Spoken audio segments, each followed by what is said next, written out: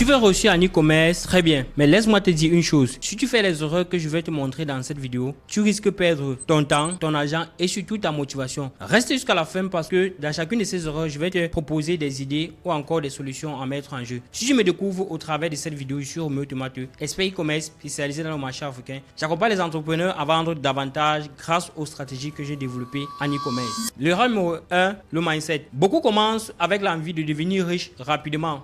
Mauvais mindset.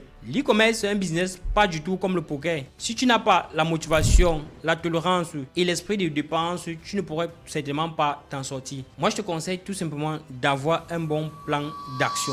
L'erreur numéro 2, c'est le fait de tester plusieurs plateformes de publicité au même moment. Certains vont aller sur TikTok, les influenceurs, Facebook. Alors si tu ne te concentres pas sur une seule plateforme, tu ne pourrais pas t'en sortir parce que tu ne saurais pas les alluages de cette plateforme. Moi je te conseille tout simplement de te spécialiser. Si tu décides d'aller sur TikTok, concentre-toi sur TikTok, comprends comment l'algorithme fonctionne avant tout simplement de changer la seconde plateforme. Parce que si tu vas aller sur Facebook, TikTok et plus d'autres plateformes, cela sous-entend que tu vas dépenser beaucoup de budget et tu ne saurais certainement quelle des plateformes pourrait t'apporter le plus grand nombre de résultats. L'erreur numéro 3, c'est l'utilisation des mauvais créatifs. Pour la plupart, ils vont tout simplement télécharger les créatifs sur Alibaba avec les écritures chinois, sachant déjà que la plupart des personnes qui achètent sont sceptiques des produits provenant de la Chine. Bien que les produits qui viennent de la Chine sont en deux phases, il y a des bonnes qualités, les mauvaises qualités. Mais si tu te dis, ok, moi je vais utiliser des créatifs que j'ai pris tout simplement chez Alibaba, ça rend les clients un peu sceptiques. Donc, moi je te conseille d'utiliser les bonnes créatives, de prendre la peine, si possible, de monter toi-même tes propres créatives avec ton téléphone ou encore de te servir du marché européen sur lequel tu pourrais tout simplement prendre les créatives et les modifier afin de mettre ton produit en avant. Erreur numéro 4, c'est de ne pas tester plusieurs produits. Tu as lancé un seul produit, tu t'attends au miracle. Non, teste plusieurs produits de manière progressive. Un premier produit, tu testes, tu vas le scaler s'il y a des résultats. S'il n'y a pas de résultats, tu laisses tester un second produit. Moi, je te conseille de tester entre 3 à 5 produits avant de prendre cette décision de vouloir abandonner si tu souhaites vraiment abandonner. Erreur numéro 5, c'est la qualité du site internet. Si le site charge rapidement, si le site n'est pas explicatif, si le site n'a pas de bonnes couleurs, les gens vont fuir ton site internet. Moi, je te conseille de tester un site adapté au marché, un site accessible depuis le téléphone portable, un site avec une page de paiement facile pour faciliter l'achat de ton produit. Erreur numéro 6, c'est le processus de paiement très compliqué. La plupart des personnes qui achètent en Afrique font le cash on delivery. Ce qui veut dire que tu dois pouvoir faciliter l'accessibilité de passer les commandes parce que bien qu'ils passent les commandes, cela ne certifie pas qu'ils vont forcément prendre ton produit. Donc, donne une page de paiement facile en une seule étape. Ils ne veulent pas faire les 5-6 étapes pour pouvoir passer la commande d'un produit qu'ils ne vont pas prendre vers la suite. Donc, fais une page produit simple qui permet tout simplement à ton prospect de pouvoir commander rapidement. L'erreur numéro 7, c'est le manque de formation et d'information. Beaucoup se lancent sans se former. Résultat, des erreurs qu'on pouvait éviter qui les coûtent certainement cher. Que ce soit peut-être la publicité, que ce soit la commande des produits qu'ils font, que ce soit le type de site internet qu'ils produisent qui ne permet pas de vendre des produits ou bien qui ne permet pas aux prospects de pouvoir prendre de l'attention sur le type de produit qu'ils vendent. Comme solution, je te conseille de te former, d'investir sur toi, soit avec des formations payantes ou des formations sur YouTube, rejoindre des groupes WhatsApp, rejoindre des mentorings afin d'avoir l'information et surtout la bonne information qui va te permettre d'avancer rapidement. L'erreur numéro 8, c'est le choix du produit. Généralement, lorsque les gens vont entendre dire, ok, on vend sur internet, il va directement aller commander ses 100 pièces d'un produit que personne ne veut sur Alibaba et il va venir avec, il ne pourrait pas certainement vendre. Moi, je te conseille tout simplement de tester le produit avant de faire le stock. Je préfère perdre $10 en essayant de tester pour comprendre si le marché accepte le produit parce qu'il y a une différence entre toi qui valides ton produit et le marché qui valide ton produit. Une fois que tu as validé ton produit, fais un testing sans stock. Si tu dois commander ces produits d'Alibaba, fais le testing sans stock pour que le marché puisse valider ton produit. Une fois que les gens vont te contacter ou bien une fois que tu vas appeler les personnes, tu vas les dire tout simplement que le produit est en cours de stock et tu attends la nouvelle livraison. Cela te donne la possibilité de pouvoir commander directement les produits, soit par avion, soit par bateau. Et aussi, lorsqu'il s'agit tout simplement du choix de produit, je ne peux pas commander un produit qui pèse 1 kg et faire venir par bateau. Ça veut dire que lorsque ton produit va arriver, non seulement il va coûter très cher, tu vas payer aussi plus cher en frais de logistique et tu ne pourrais certainement pas vendre ton produit parce que les prospects vont le trouver plus cher que la demande. Erreur numéro 9, c'est de se fixer des objectifs de commande irréalisables. La plupart des débutants veulent avoir 50, 100 commandes le même jour parce qu'ils regardent des personnes faire 100 commandes le même jour. Moi, je te conseille d'avoir des objectifs smart. Par exemple, tu te dis, ok, pendant ma période de testing, puisque je débute, mon objectif c'est 2 commandes. Pendant ma période de scaling, mon objectif c'est 4 commandes. Pendant ma période de scaling avancé, mon objectif c'est 6 commandes. Et pendant ma période de retargeting, mon objectif c'est 10 commandes. Cela va te permettre d'aller étape par étape et de pouvoir minimiser les dépenses ou encore minimiser les risques. Certes, même avec ça, tu as la possibilité de perdre de l'argent, mais ça va te permettre de minimiser tes risques. L'erreur maudite, c'est les mauvaises dépenses publicitaires. La plupart ne savent pas comment est-ce qu'on repartit les dépenses dépenses publicitaires. Pour éviter ce problème, j'ai donc conçu un simulateur qui te permet non seulement de savoir quel budget dépense chaque jour, quel est le budget que tu dois mettre sur tel produit, quel est le budget que tu mets pensant de publicité, quel est le budget que tu mets lorsque tu es dans la période de scaling de ton produit. Si tu souhaites l'avoir, je te laisse le lien en description de cette vidéo.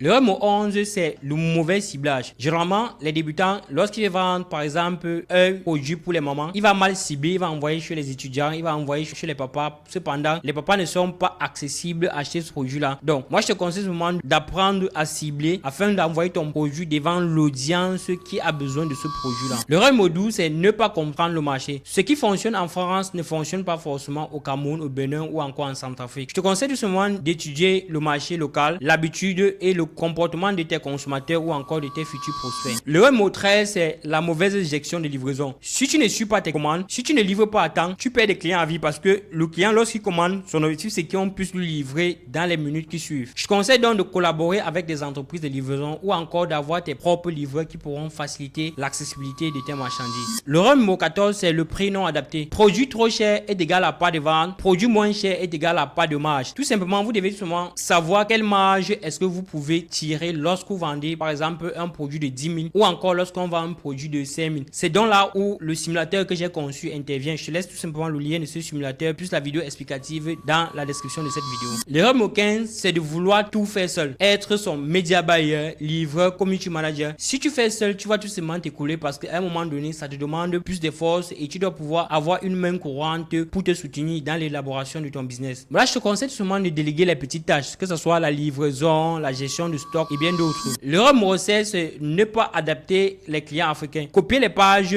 européennes sans toutefois les adapter aux réalités africaines. En Afrique, les gens font le catch on delivery. Ça veut dire que si tu copies une page européenne, tu ne vas certainement pas t'en sortir parce qu'on n'a pas les mêmes habitudes de consommation, on n'a pas le même panier moyen, on n'a pas les mêmes objectifs d'achat. Donc tout simplement, il faudrait lancer un business, mais l'adapter au segment du marché dans lequel tu vends. Moi, je dis toujours que si tu vends un produit dans un pays musulman, tu dois pouvoir vendre les produits qui sont adéquats aux cultures musulmanes. Si tu vends dans les pays chrétiens, tu dois vendre les produits qui sont adéquats aux religions chrétiennes. Si tu évites la moitié de ces erreurs, tu vas exploser dans ton business d'e-commerce en Afrique. Et si tu souhaites aller plus loin, nous avons conçu un programme d'accompagnement qui te permet d'éviter ces erreurs. Donc, que ce soit le type de produit à rechercher, le segment de marché, le type de campagne publicitaire à lancer, le type de site internet à utiliser, le type de tunnel de vente à utiliser, tu peux tout simplement rejoindre notre programme d'accompagnement qui actuellement est accessible à 3 personnes seulement. Dans le programme d'accompagnement, on t'apprend tout en ce qui concerne l'e-commerce sur le marché africain. Si tu as aimé la vidéo, n'hésite surtout pas à me laisser un like, à me laisser un commentaire. Je prendrai le plaisir de répondre personnellement. Et surtout, on se dit à la prochaine pour les nouvelles vidéos.